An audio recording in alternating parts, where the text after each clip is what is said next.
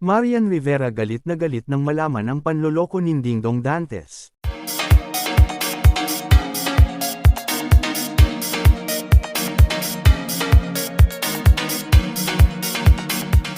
Umani ng matinding atensyon ang umano'y galit na reaksyon ni Marian Rivera nang mabalitang niloloko siya ni Dingdong Dantes. Ayon sa mga ulat na kumalat online, labis umanong nasaktan ang aktres matapos malaman ang buong detalye ng issue. Hindi raw napigilan ni Marian ang kanyang emosyon nang harapin ang naturang balita. Mga malalapit sa aktres ang nagsabing ramdam ang kanyang pagkadismaya at galit sa sinapit ng kanilang relasyon. Bagamat kilala si Marian bilang mahinahon, ibang-iba raw ang kanyang naging reaksyon sa pagkakataong ito. Samantala, nanatiling tahimik si Dingdong habang patuloy ang pag-uusisa ng publiko. Umani ng sari-saring reaksyon mula sa netizen ang balitang ito.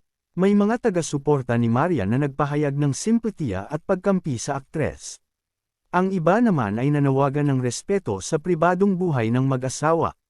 Sa gitna ng kontrobersya, patuloy na inaabangan ng publiko ang susunod na mangyayari sa kanilang relasyon.